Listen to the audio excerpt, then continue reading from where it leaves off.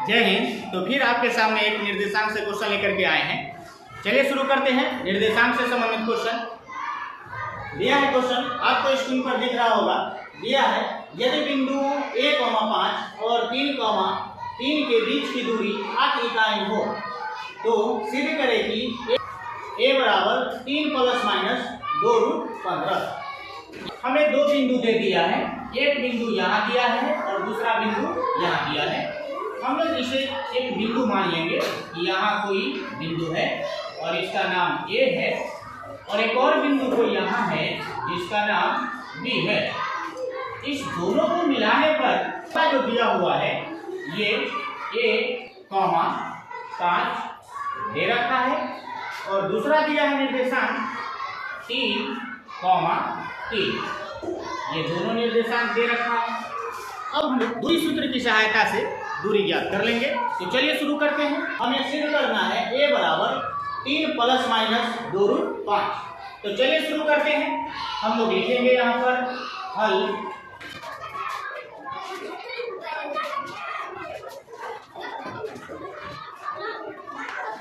हम लिखेंगे दिया गया है कि a का निर्देशांक अर्थात a लिख सकते हैं और यह है a, 5।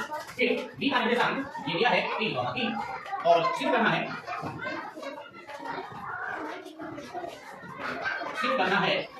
a बराबर 3 ± 2√15।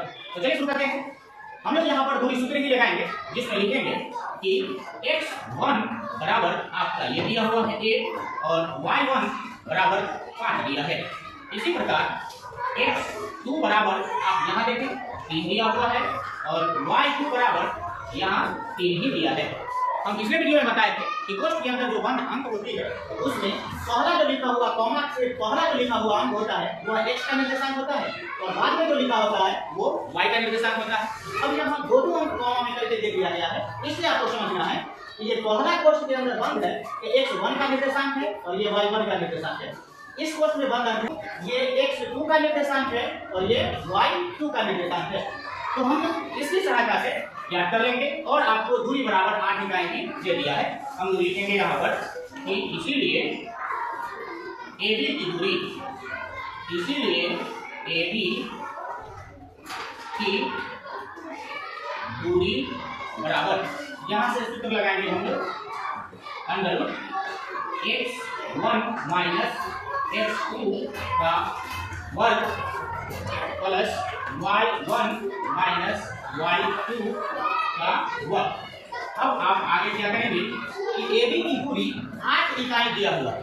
इस 8 इकाई को हम यहाँ लिख सकते हैं और x1 के जगह पर जो दिया हुआ है x1 के जगह हम लोग फिर अंदर रूट लेंगे और x1 के जगह a दिया हुआ है तो लिखेंगे a माइनस x2 के जगह पर आप ध्यान से देखेंगे कि x2 के जगह पर 3 दिया है तो 3 लिख करके इसका वर्ग करेंगे। फिर प्लस y1 के जगह पर 5 दिया हुआ है तो हम लोग 5 लिखेंगे माइनस y2 के जगह पर 3 दिया हुआ है तो हम लोग 3 लिखेंगे और इसका वर्ग करेंगे। अब आगे हम लोग क्या करेंगे ये उतार लेंगे 8 और बराबर अंदर रूट इसको उतारते चलेंगे a - 3।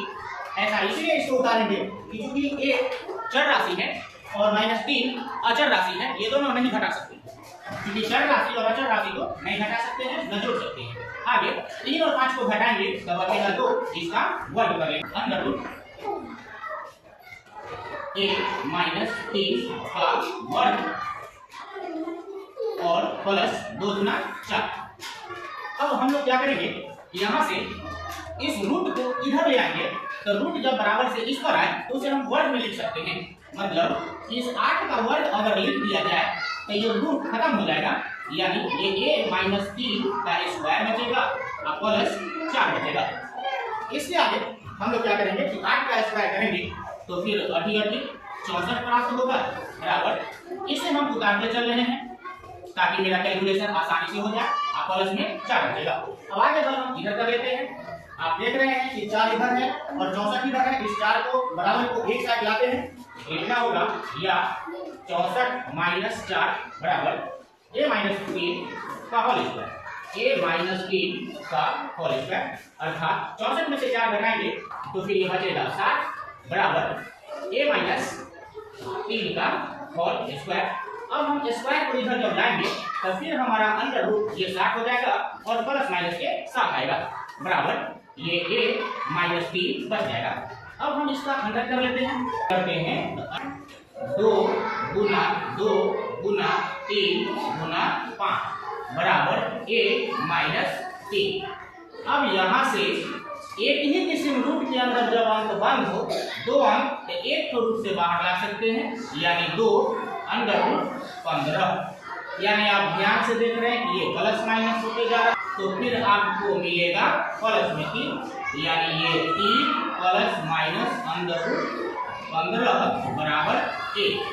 या लिख सकते हैं कि इसीलिए a बराबर प्लस माइनस a बराबर 3 प्लस माइनस अंडर रूट 15, ये आपका प्रूफ हो गया। तो यही सिद्ध करना था। चलिए वीडियो अच्छा लगा हो तो लाइक करें, चैनल को सब्सक्राइब करें। धन्यवाद।